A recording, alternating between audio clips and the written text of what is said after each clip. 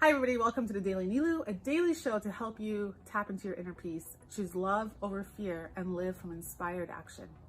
Today I'm in Mission Viejo, California, and I'm here with Joshua Orro, creator of the blog Mustang Prince Orro Reports. Joshua, what is your blog about? Well, most of my videos on my channel mostly involves my thoughts for certain movies that are mostly family friendly, or films that are I find interesting. You started this blog almost 7 years ago. That's right, September 13th, 2013. I love that you remember the exact date because I'm obsessed with dates too. I know the exact date I moved back to LA from New York, so I love that. So what was the inspiration behind creating that? Well, I was pretty much influenced by other people who've been doing the same thing before me. Mostly the guys on Mr. Coates' website has been influencing me to follow in, well, to do my own things.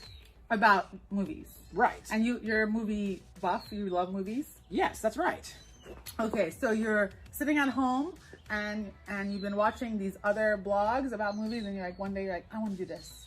Well, yeah, that's pretty much like that, yeah. Yeah, and what people don't know yet is you actually grew up with autism. Yes, and Asperger Syndrome. And Asperger Syndrome. So at what age did they identify that you were on the spectrum? Well, it's kind of been like a long time. Like my mom told a doctor that, I can't remember which date it was. At least 2 decades that you've been diagnosed with being on the spectrum. Would you say that's accurate, or even more? Pretty much. Further back. And what has it been like to have kind of that label on you? Well, okay. Having autism and Asperger Syndrome, I mean, it's not too bad. I mean, it hasn't been too much of a big bother lately. I just don't want to be so boastful, but due to my condition, I feel kind of more high function compared to a lot of the others out there who also have the same condition as I do. You're more high functioning. Mm-hmm. Yeah, and how does your autism present itself? Is that part of why you are so kind of tuned into dates? You can remember dates? Because I know from what I understand about autism, there's certain gifts you actually have too.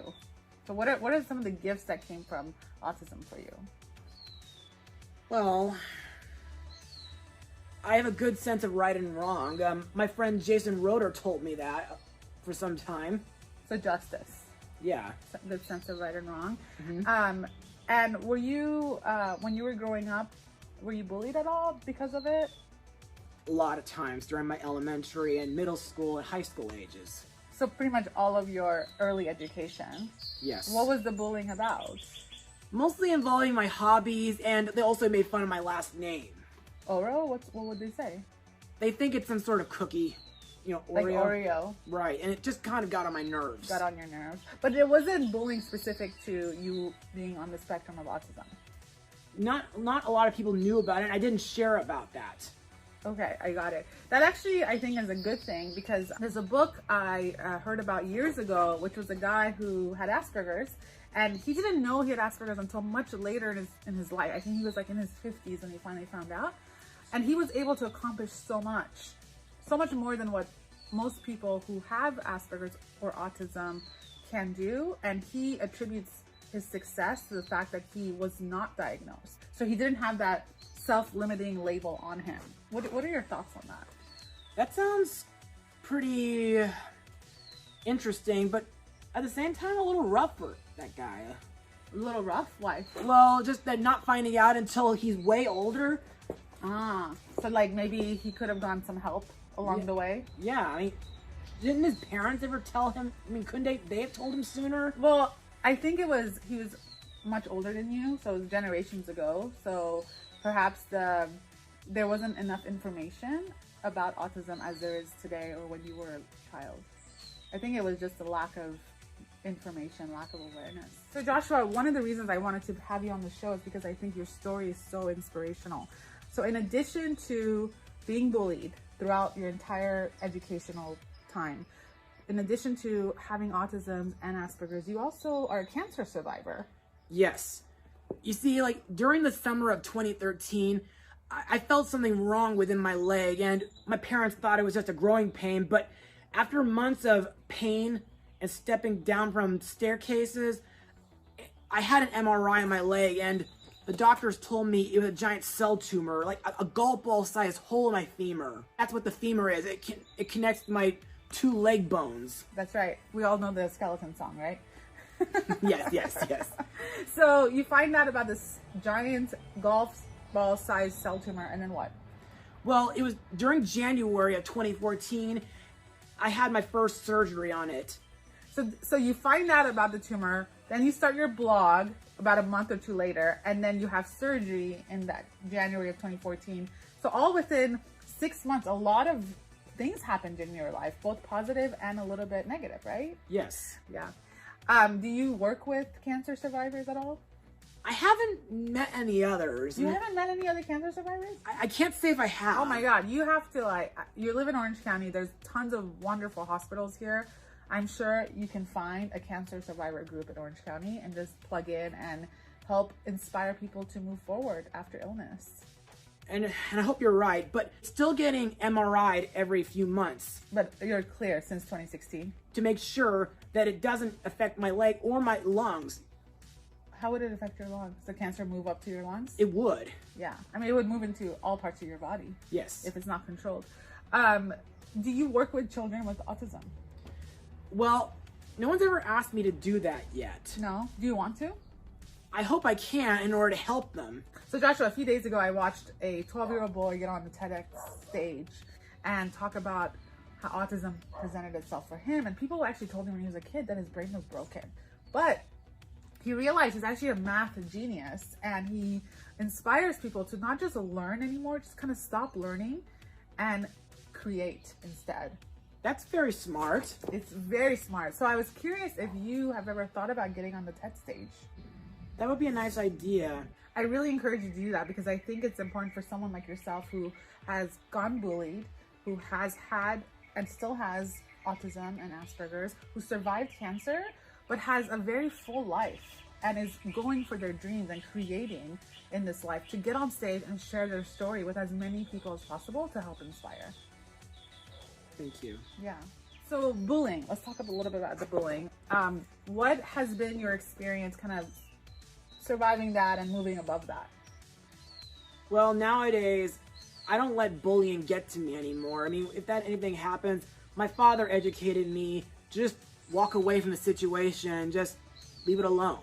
Yeah, and do you feel like you still get bullied a little bit?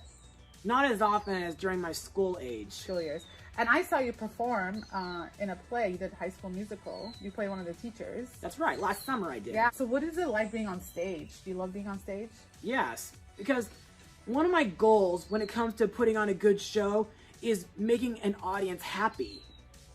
So creating that like joy in them.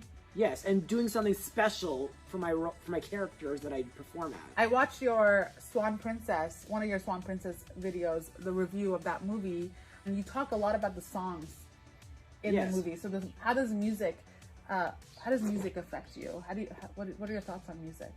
Well, for one thing, music on one hand makes people feel good, gives them a warm feeling, but also on the other hand, sometimes it gives them a really thrilling experience. A thrilling experience. Tell me more about that. Like when it becomes show-stopping and spectacular, it makes a thunderous applause from an audience. I totally agree with you. I'm not a singer at all. I have a terrible singing voice, but I love music. And when I put on music, I really get into it. And sometimes I sing in the shower for myself. But I think music is so universal. You know, I can play a song for you and you might not know the lyrics or understand the language, but you can still feel the music. Yeah, and one of my favorite songs that I've done at Musical Theater Village was the Dentist song from Little Shop of Horrors. I don't know that song. How does it go? Well, I don't know how to say it out to these guys, but I also like. Well, tell me why you like that song. Because it's so spectacular. It's kind of, how do I say it? I mean, I know it's a little messed up, but it is very over the top. What's next for your blog, for the Mustang Prince blog? Well, okay.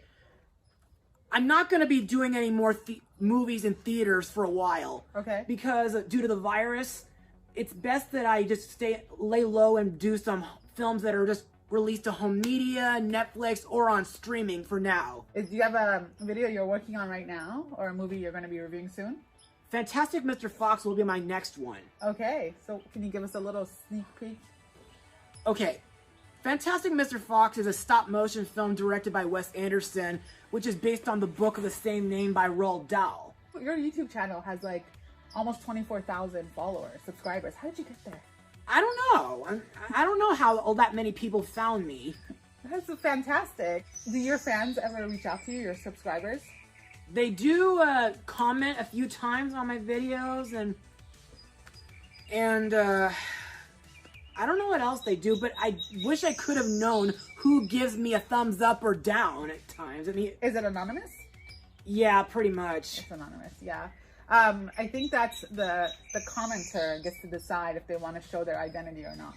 Right. Yeah. So if someone wants to look you up, what's one of your top videos that you recommend they watch? I would suggest they look at my Swan Princess blog, because my blog of the 5th one, A Royal Family Tale, is still my most viewed one so far. So Joshua, thank you so much for your time. Any word of advice to someone who may be watching, who's either a parent of someone with autism or is someone with autism, to kind of go for their dream? What's your advice? Well, okay, that would be a difficult thing to answer, but what if you were talking to 9-year-old Joshua? What would you say to him? I would say, no matter what disability you have, or just don't let anyone get you down. Just keep going, and soon enough, you'll accomplish your dreams. So don't give up. Go for it. Because, as Patrick Stewart once said, if you believe in something, never give up on it. Thanks, guys, for watching. I'll be sure to tag Joshua's YouTube channel and blog so you can check it out. And I'll talk to you tomorrow. Mustang power. That's right.